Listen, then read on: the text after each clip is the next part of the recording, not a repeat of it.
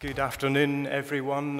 Thank you very much indeed for coming to this panel event. And can I just say what a pleasure it is to be here in Perugia, which is a truly marvelous venue for this festival, which I've wanted to come to for a number of years. And I think some of the panelists here share that sentiment. So it's great to be here. We hope you're enjoying it as much as we are. The subject of this discussion really came to my mind as a result of the project that I'm involved in and have been involved in for the past 6 years. My background was very much as a traditional news editor at titles such as The Independent, The Observer, and The Guardian. And as I say, 6 years ago, I took a decision to become involved in a project called The Conversation.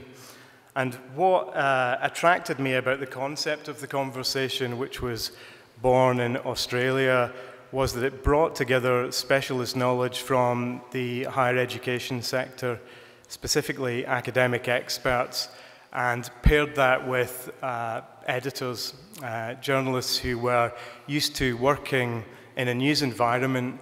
And together they would create content to take to the general public, a general readership. It would be published on the site, The Conversation, but also made available to other media organizations. The way this project's funded is that universities pay an annual membership fee to become part of The Conversation. And inevitably that raises questions about what is the role of the academic. How much pressure are they under to write? What does that produce in terms of content? And I'm sure we'll get into that in some detail as this discussion goes forward. I would say the thing that struck me over the past 6 years as someone, as I say, from a very traditional news background, has been bringing together these individuals from quite different spheres, and creating content has produced some really exciting and interesting results. For instance, fairly soon we had the conflict in Ukraine take place, and in a traditional news desk role, I would have been making telephone calls to people on the front, freelance reporters, and trying to get them to turn around 800 words, 900 words, 1,000 words of colourful reportage. The model that we have didn't allow us to do that. We actually had to find an academic who could write on this subject as it was happening.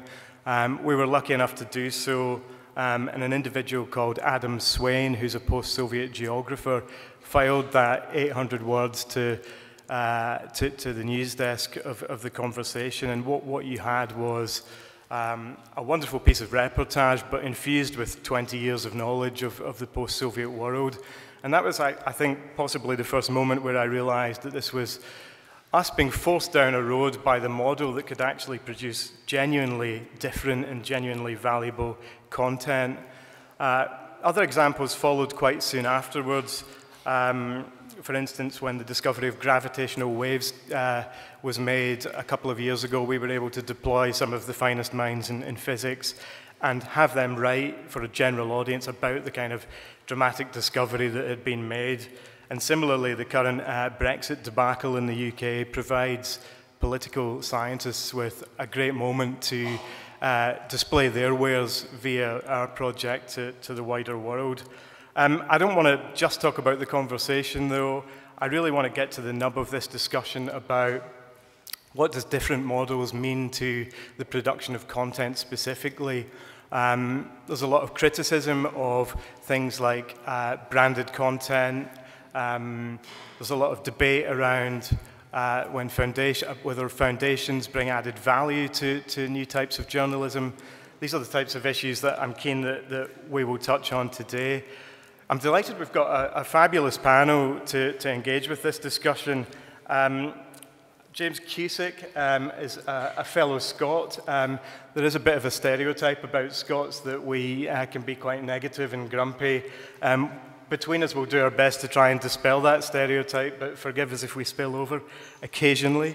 We've got Rachel White from The Guardian, who works on the foundation side of The Guardian and former employer of mine at The Guardian. The Guardian is a former employer of mine, but our paths didn't cross there.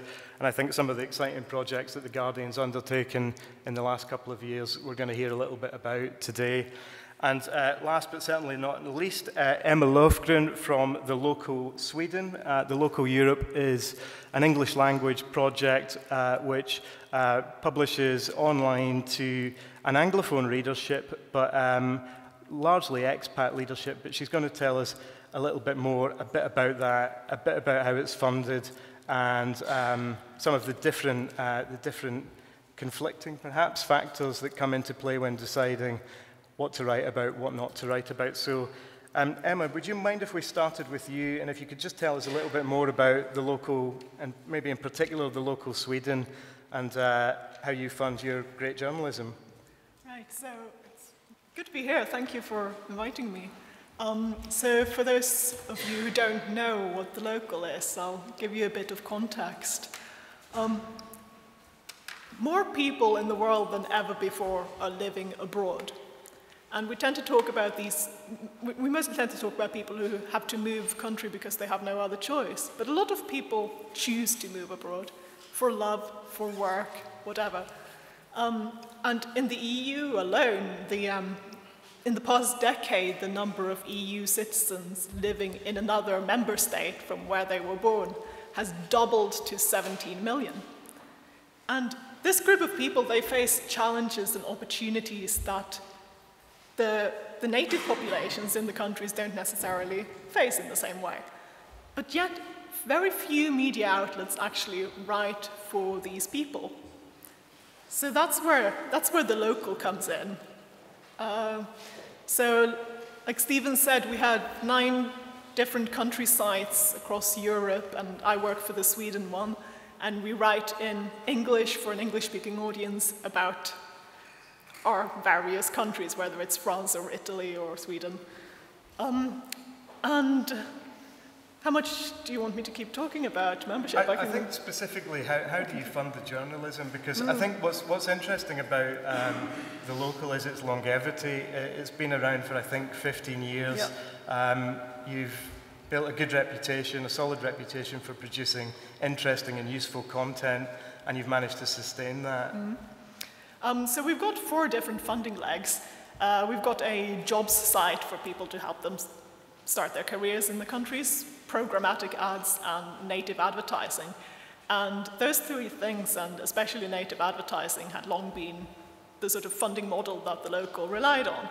But then maybe 2 years ago or so, we started thinking about, A, what can we do to boost our funding and make sure that we can grow long term as well? And B, what can we do to increase the sense of community among our readers? Because we've always seen ourselves as, we're a news site, we write about the news, like journalists do, but we're also a community for internationals living in our countries, and we also serve as a sort of bridge between them and the countries in which they live. And then membership came fairly naturally to us. And membership is slightly different from subscription models, which tends to be the most common payment model. Subscription is a financial transaction, but membership is sort of more than that, and it's about building a community with readers and getting them to be not only fund the project, but be part of the project a bit. So like, I spend more and more time talking to readers these days than I ever used to. And we always make sure that we involve them in our editorial decisions and also fight their corners on issues. So like, take Brexit, for example, talk about an issue that everybody's talking about. When we write about it particularly from the standpoint of Brits living in the rest of the EU, which is an audience that not all media think about when they're writing about Brexit. So do you feel the membership model's fueled a different type of journalism since you've introduced it? Well, in a way, I think we've always had this kind of community. But I think membership has allowed us to niche ourselves even more and focus even more on the needs of our readers or members, and stop chasing cheap clicks just to get clicks on adverts, but actually write about content that is really relevant for the core audience. I'm going to come back to this issue of branded content a little bit later, and there will be questions, by the way, from the audience.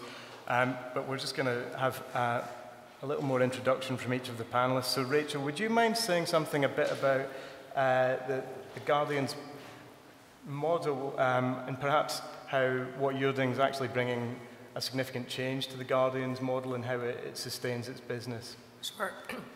Slightly intimidated. James has like a computer and all these papers in front of him. I have no pen and this notepad in front of me. There's people with power only carry very small bags. I'm a small handbag person. Yeah. So I presume everyone in the room will be familiar with The Guardian. It's a global news organization. Our headquarters are in London, but we have significant audience throughout the world, particularly large audience in the US, an arm in Australia. Overall, the size of our audience is about 160 million. And we've always been very fortunate with the ownership model of The Guardian. We're owned by a trust, the Scott Trust, which has always enabled us to be brave and confident in our reporting and to take on topics that other news organizations might not have with a bit more courage.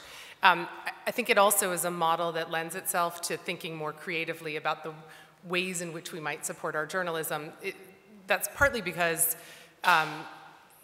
given the kinds of topics that we cover and the editorial direction of the organization, it doesn't always lend itself naturally to an advertising revenue model, and increasingly so over the past decade, and certainly substantially over the last 2 to 3 years, as advertising revenue has shrunk. It's been a natural, though intense, undertaking on the part of The Guardian to think about the kinds of support, the kind of funding for our journalism that's aligned with our mission and aligned with our values, but which can support a news organization in a very challenging environment for revenue. And so the piece of the business that I'm responsible for is the philanthropic funding for some of our journalism, and I can talk a little bit about that.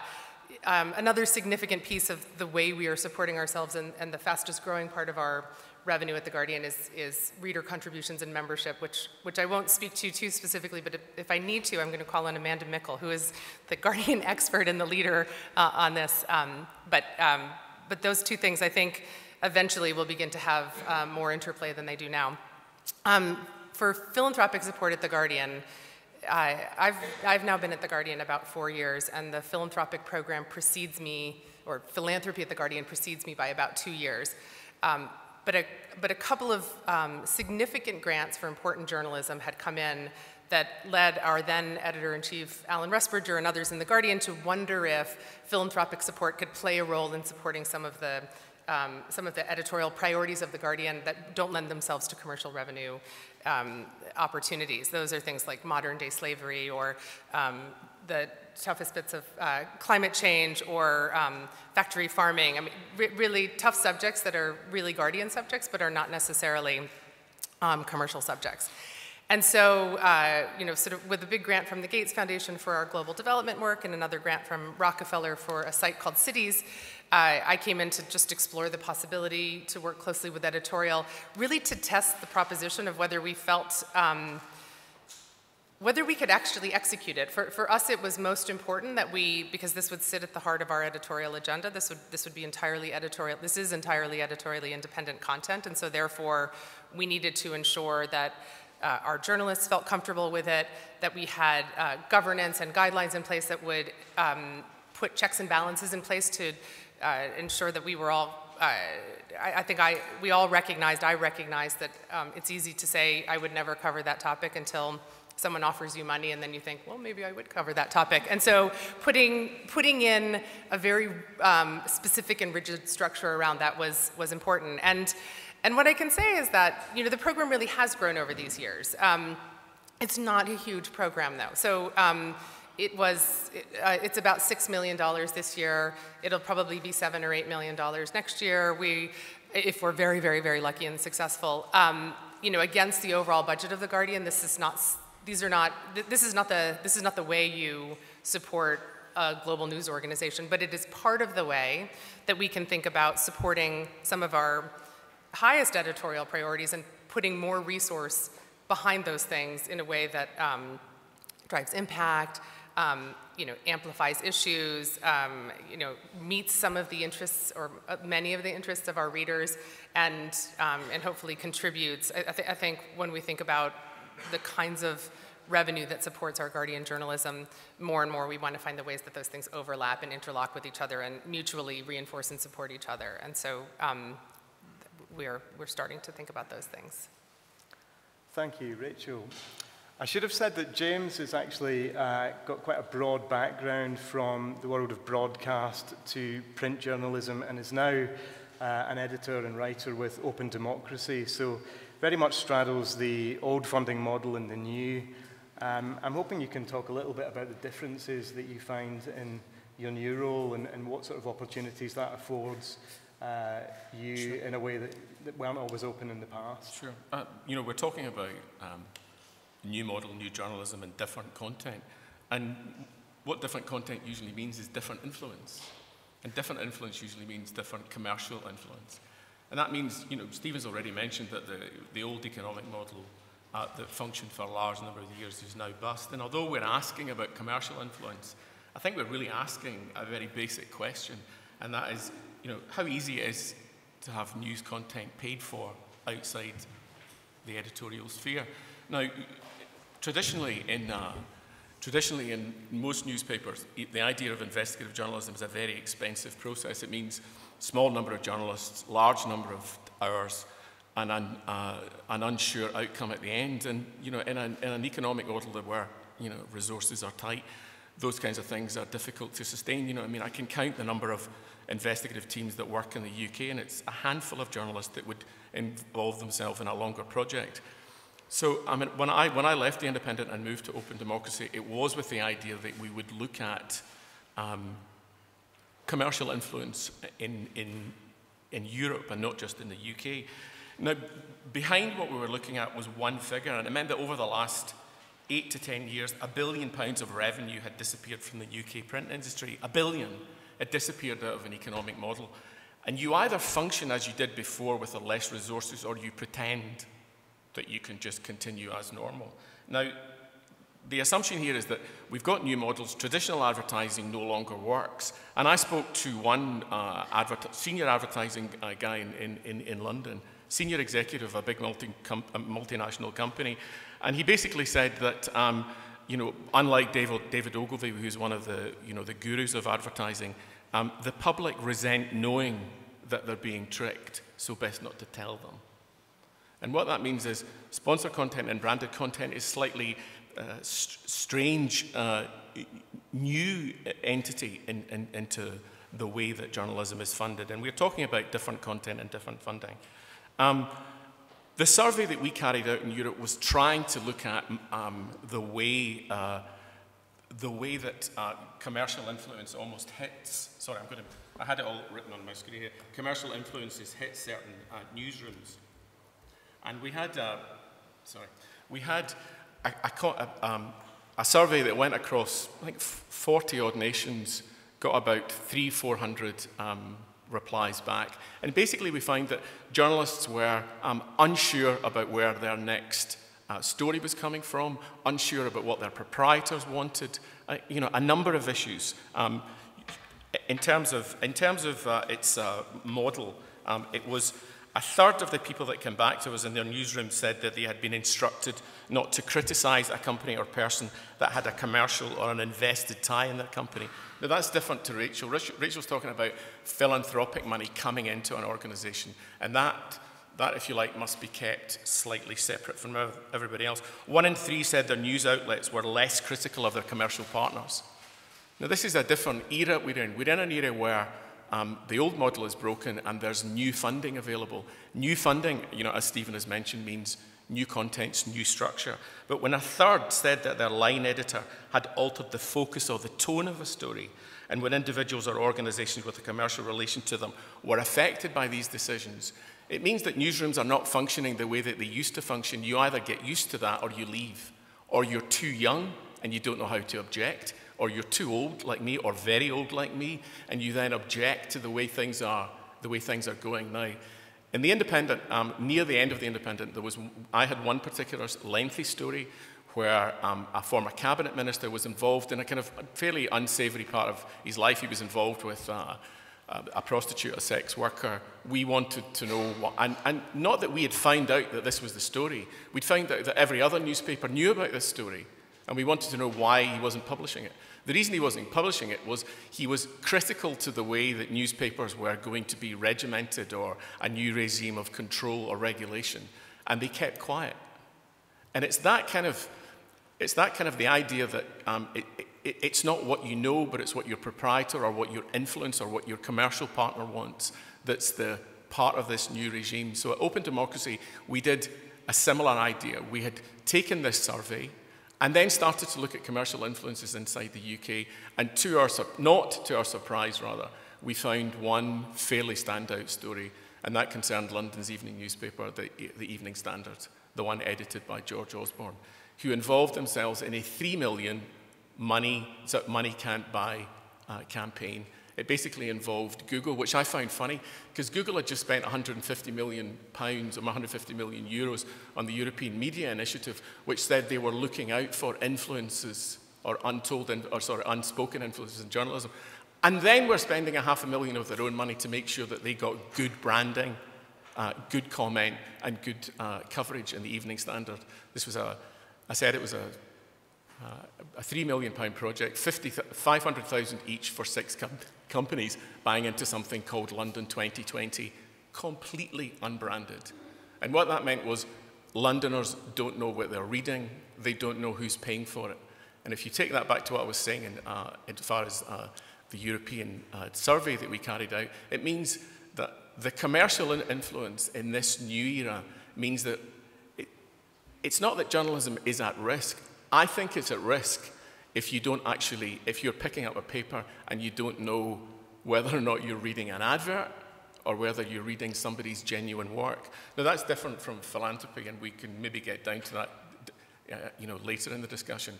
But that has been my concern over the last year or so.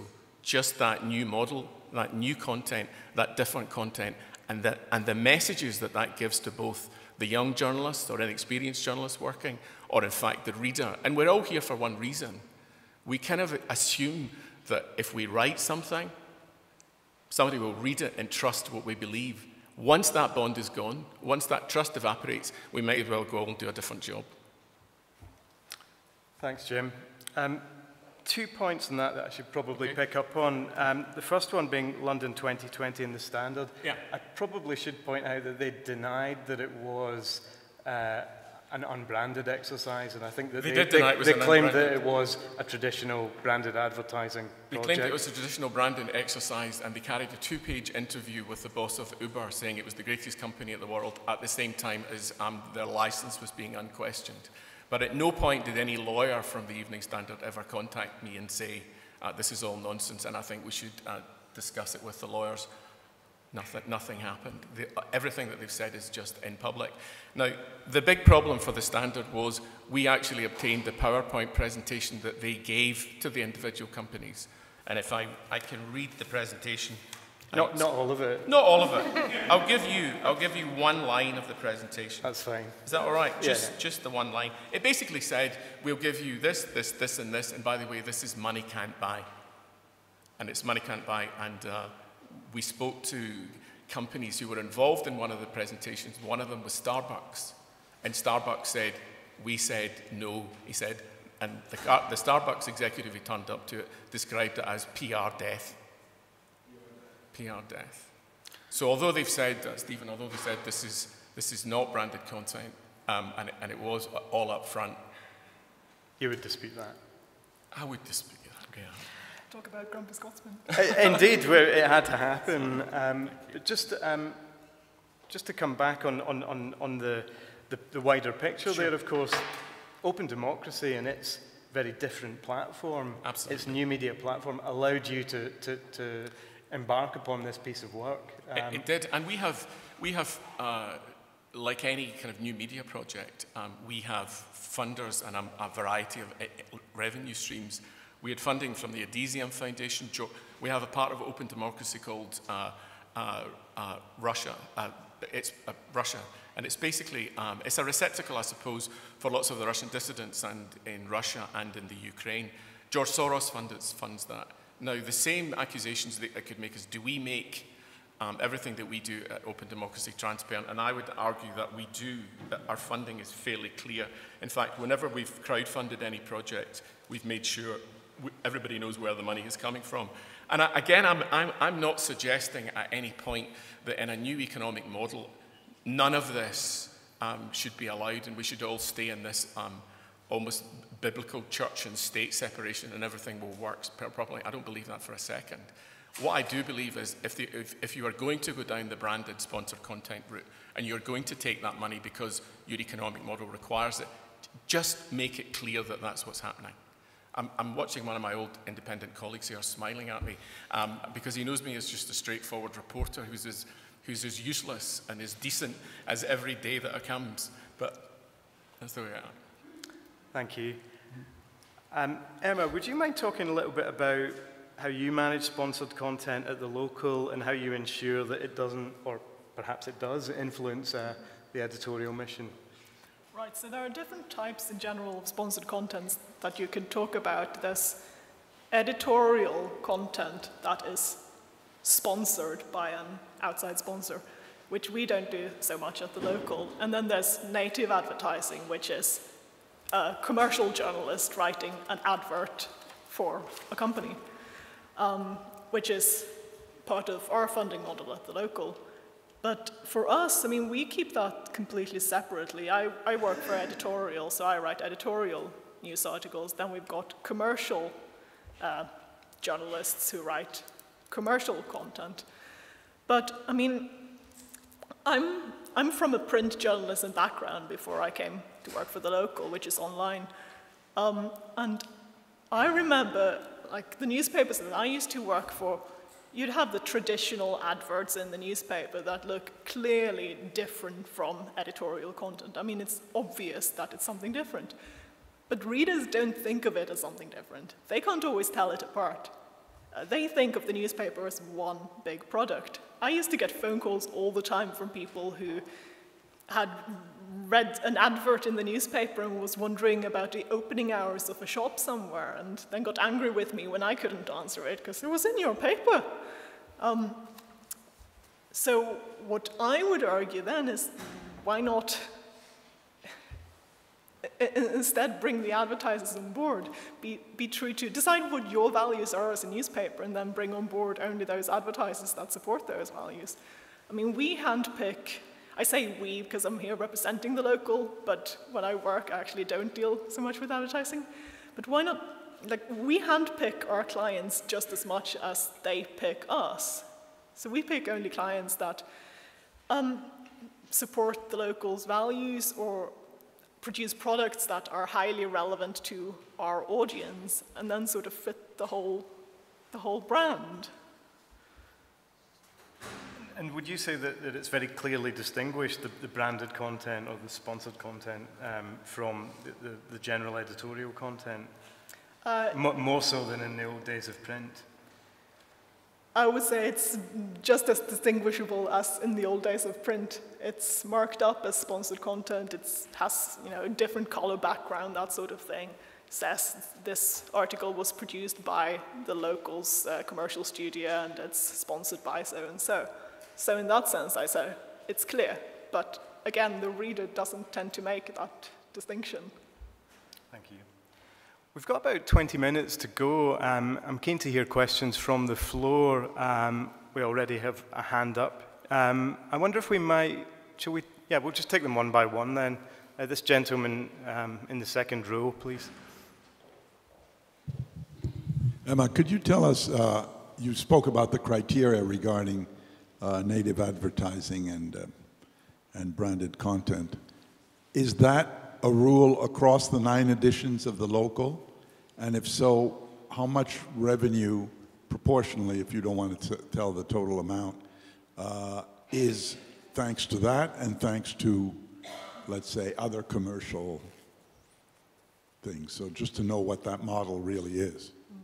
Okay, well, I mostly work with editorial, so I don't know all the Is this working?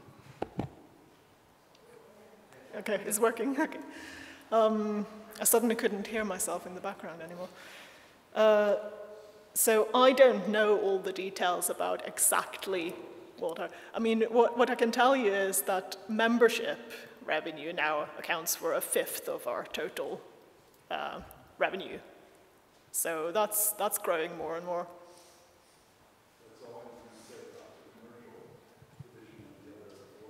I'm not sure what's the question exactly. The question is, first, the 9 editions, is it the same criteria in every country? Yes, it's secondly, one big organization. Of the other 4/5 that you don't know about, what is the proportion of straight advertising, native advertising, and other?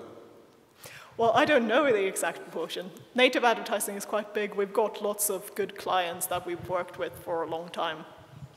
Then we've got a jobs site as well where people can post jobs for English speakers. That's also quite a big part of what the local is about. What would be the split between normal editorial content and paid content?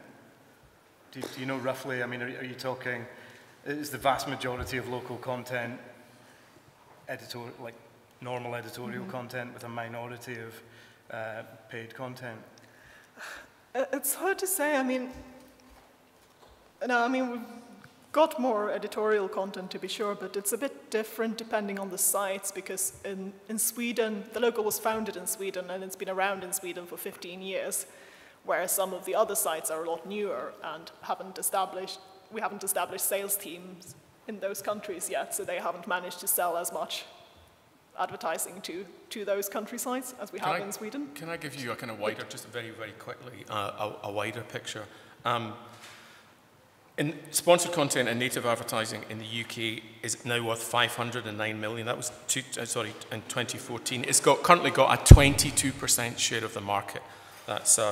It's worth, in 2014 it was worth 509 million. That's 22% of the market. The total spend on native advertising in Europe is expected to rise from 5.2 billion in 2015 to 13.2 billion by 2020. And what that means is traditional advertising, the display advertising, is falling away, and sponsored content and native advertising is growing.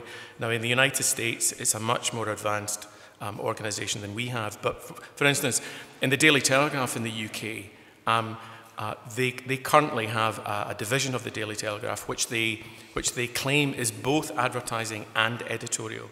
It currently has a staff of 80. That's at a time when they're making routine reporting journalists redundant, and the size of the editorial floor is shrinking. So I'm not referring to Sweden because I don't really know the Swedish model, but I do know that in Europe we're catching up, and Rachel probably knows that. And the New York Times, which started this off, go out of their way to make sure that there's this church-state division. We're only just getting round to that at the moment.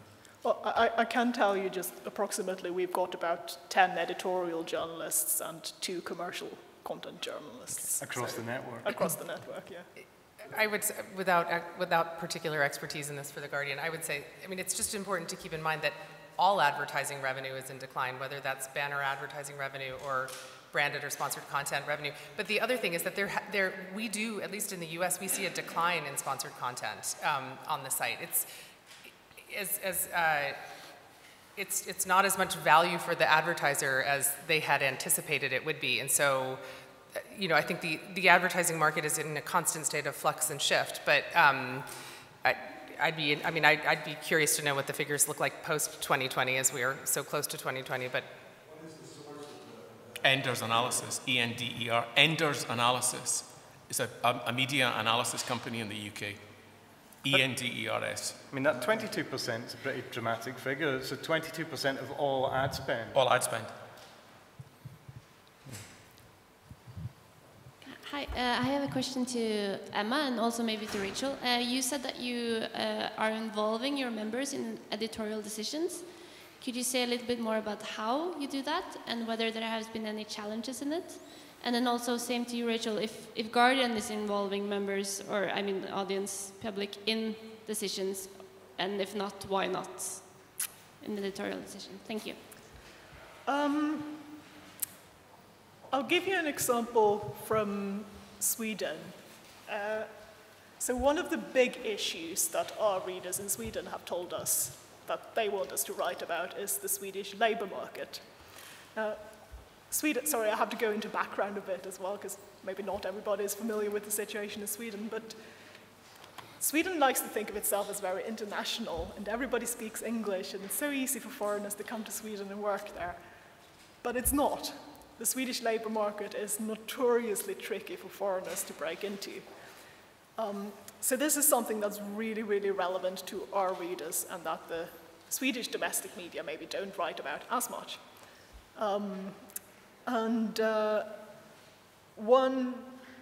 One particular issue of this has been work permits, which is just one big bureaucratic mess in Sweden, where we've seen lots of people who have lived in Sweden for years and years and worked suddenly being told that they have to leave because the migration agency discovered a small, tiny administrative mistake on their work permit application several years ago. And we've had a lot of readers who have told us their stories and shared them with us, and we managed to get one Swedish member of parliament to bring up one of these cases in parliament, for example. And more recently, something that we've produced together with members has been a 10-point action plan, if you will, of things that Sweden should do to become better for internationals. And that's something that we now want to sort of fight our readers' corners and bring that to Swedish decision makers. And as for challenges, I think the challenge for us is that we want to do this a lot more. And there's just that, we lack the resource of time. It's not just about money. We're just a couple of journalists, and we have to spend time both writing articles and also communicating with members. And we just want to do a lot more of that. Do you invite members into the newsroom? We haven't yet, but I really want to start doing that, and it's something I'm planning on sitting down with members as well and just having a sort of coffee or a Swedish fika or something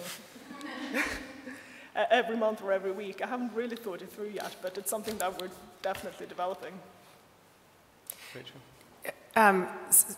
About 4 years ago now, The Guardian embarked on something that we called the relationship strategy, and it was out of this recognition that everything that we produce is for our readers, and so therefore our readers must be at the heart of the way we think about everything we do in the news organization, whether it was our journalism or our advertising or our contributions program or even our philanthropy. And so it's a driving ethos. In answer to your question, we think all the time about what our readers want, and we are constantly seeking ways to get a better understanding of their interests, and so that we can provide more of the kinds of news that they want, while also entirely, holding up, our own editorial independence and editorial judgment. But we have experimented with some tools. I think it's called Explainer. Amanda probably knows this better, but where on some of our content, we've experimented with this idea of asking our readers what they would like to hear more about, and then following the story in the direction that our readers lead us. Certainly we have a lot of analytic tools at our disposal. We do watch where our readers are following stories, and it does give us good insight on where we might go deeper, both because it's an indication that the story is good and it's resonant and that people want to read it, but it also because our readers are telling us by reading it that they want more. And I think we've had some very interesting and gratifying experiences off of that. One in the US, over inauguration weekend, President Trump's inauguration weekend, we ran a couple of pieces on the Republican giveaway of public lands. And the pieces did phenomenally well, and they did phenomenally well over over the long weekend, which was, an unusual time to see that kind of pickup on a piece, with the backdrop of the inauguration and all the controversy around it taking place at the same time. And so we commissioned additional pieces about public lands and the giveaway. Those continued to do well. we thought we would try an experiment and sort of seek reader contributions around our coverage of public lands, and our readers responded in a sort of profound and phenomenal way. We set a goal of $50,000. We gave ourselves multiple weeks to raise that. We had hit the target in like 26 hours, and we ended up raising $121,000 off of it. And then off of the back of that, we were able to secure philanthropic support, which now supports our reporting, on that topic in partnership with the Society of Environmental Journalists and Hewlett Foundation. Now we're in our second year, and we'll probably, we're looking to find ways to extend that. But I think that's a good example of the interplay between just sort of how we think about supporting our journalism, but also thinking about our readers, sort of helping show us the direction that we might, consider those kinds of models. Can I just add one thing? Just that phrase, Rachel, news they want, which is, a concept which is really difficult to get your head around, but it's very, in terms of just the editorial, but news they want is exactly the question that the commercial sponsors of newspapers are asking. If you're getting funding from a stream that doesn't become, it's not like an added bonus, it's not something that's making your news coverage better, it's something that's keeping your news coverage alive, and news they want is the question that advertising departments ask, but editorial departments would rather not listen to. I don't know if there's anybody with any experience of that, but have you seen news coverage somewhere that looks as if it's not news that I want, but it clearly maybe is news that a commercial company wants? No hands, interesting. They're doing a really good job. Do we have any questions specifically on the subject of philanthropy? I'd be quite keen to move into that area a little bit. And does anyone have concerns about philanthropic funding of journalism? Or questions? We have a hand. Sorry. My name is Carolina Guerrero. I work with Radio Ambulantes, a non-profit organization, a Spanish language podcast based in New York. We tell Latin American stories. And the way we have, the question is about philanthropy. So only half or less than half of our funding comes from foundations. And we try to raise the rest because it's a small organization. We try to not be very comfortable or depending on grants to be sustainable. Mm-hmm. So we try to bring other sources of revenue that are not necessarily sponsorship, are like we develop products and do other things.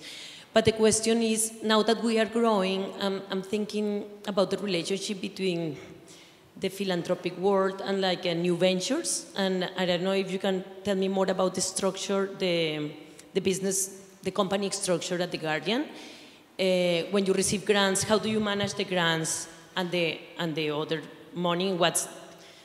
I guess you can't tell me many legal details, but I would like to learn more about how to manage like a hybrid kind of model or that relationship. Sure. I think The Guardian is in an enviable position compared with entirely nonprofit news organization models because we have all these other revenue streams that can support all these other parts of our business, and that includes like our office space, keeping the lights on, legal, HR. And so when we are seeking philanthropic support, we really can apply that philanthropic support very explicitly and directly to the editorial project that it's for.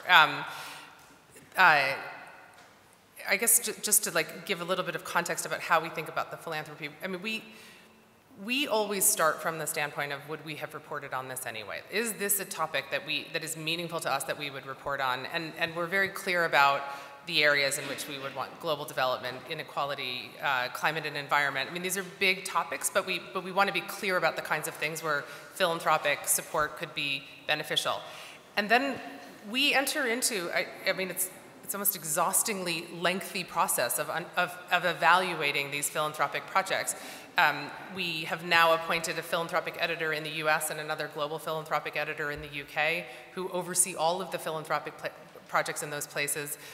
We meet monthly with our managing editors to review prospective or upcoming and current philanthropic projects. We do extensive due diligence just to make sure that we have an understanding of sort of where the where the funding is really coming from and whether there are conflicts with other parts of our editorial agenda. And then once we have undertaken a project, we're very, very clear with our funders that at the moment we sign a contract, we've all agreed that this is going to be a 2-year reporting project on public lands in America, and we're going to endeavor to partner with news organizations across the West, and this is sort of the broad scope of work, and then we go. And we're happy to communicate with our funders, but they don't have an input on the content in any way. And then again, we check back on it. But I can tell you this: we do turn down money. We've turned down a lot in the last month. Can I follow up with another question? I'm sorry. When I go to The Guardian and when I read The Guardian, there is a sign that says, please support our journalists, right? Like you Yes. have that. So when people donate to that, because you're based in UK, but do you give any tax exemption or is there anything that they receive? So the contributions program is not connected to philanthropy at The Guardian.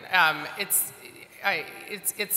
complex, but it's much more, because of the kinds of contributions we receive and the way they sit on the site, those aren't tax deductible. Those are just straightforward contributions from our readers to support the journalism. And if we wondered in the beginning if we needed sort of a tax-exempt mechanism for people to make those contributions, the program has proven out that at least at this phase we don't, for the kinds of contributions we're receiving right now, we do not need a philanthropic means for people to make those contributions. Can I ask a question? The Guardian received money from the Bill and Melinda Gates Foundation. Would the stories that appear under that badge not have appeared at all if the Gates Foundation hadn't given you money? We would not have a global development vertical on The Guardian were it not for the support from the Gates Foundation.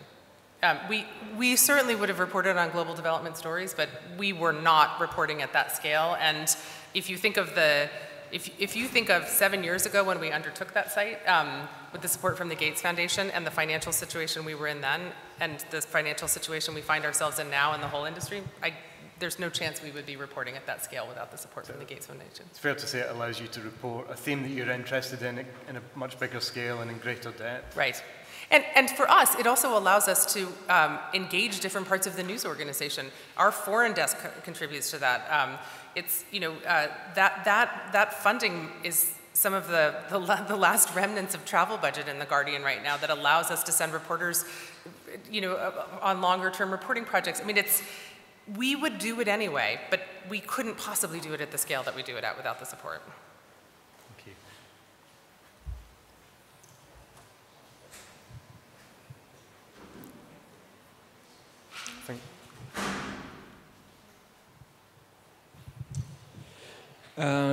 Good afternoon, I'm Francesco Facchini. I'm a mobile journalism teacher in some universities here in Italy, and I'm absolutely curious about the role of mobile content creation and mobile in general in two kinds of parts, in two different parts of your media businesses.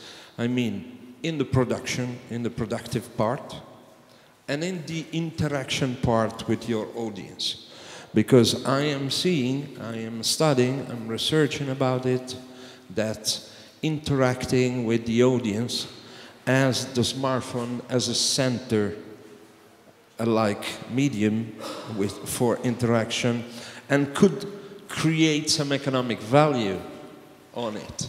Have you got strategies on it? Have you got thoughts about it? Have you got indication, reflections, suggestions about it?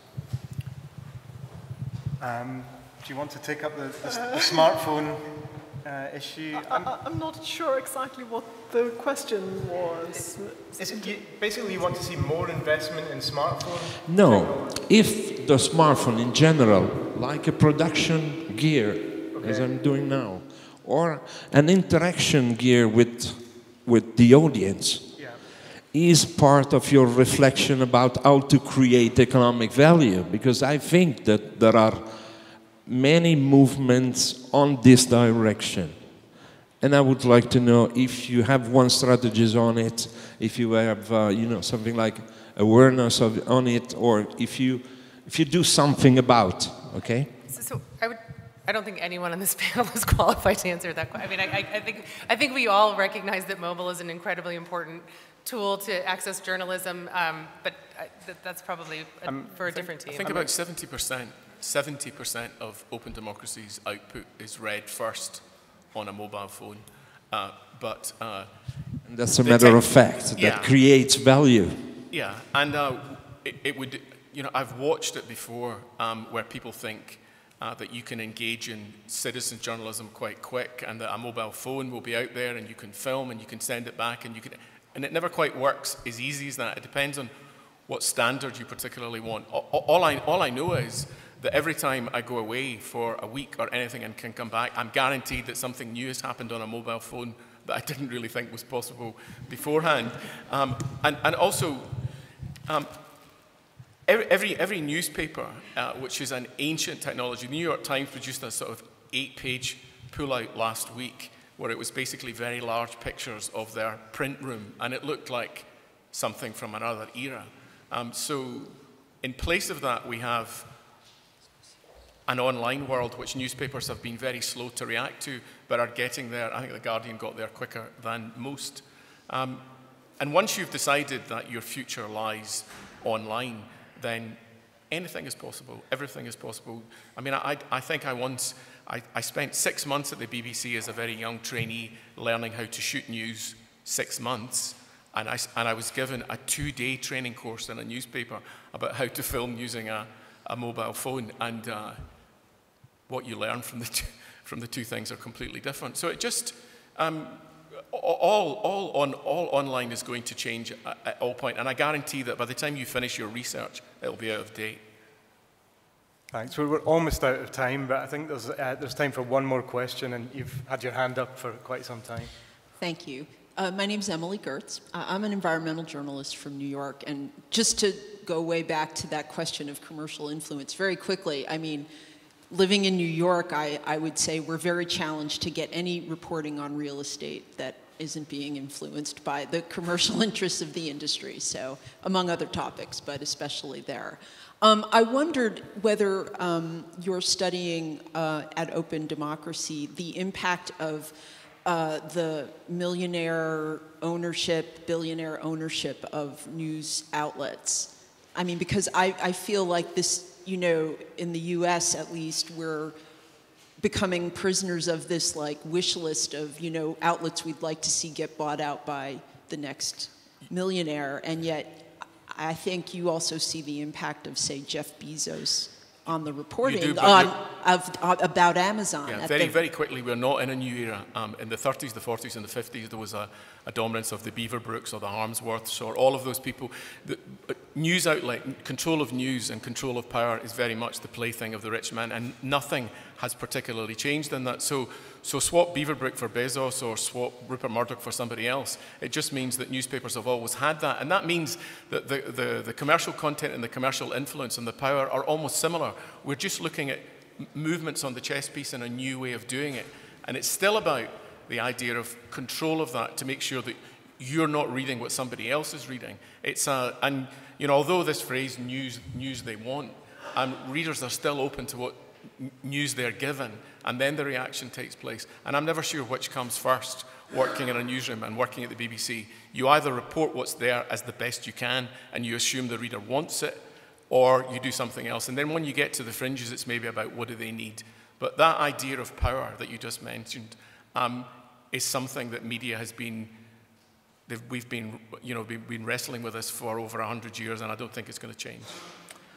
I'm afraid that's us out of time, but thanks very much, and I hope you enjoyed that, and there's another session starting in 5 minutes. Thank you.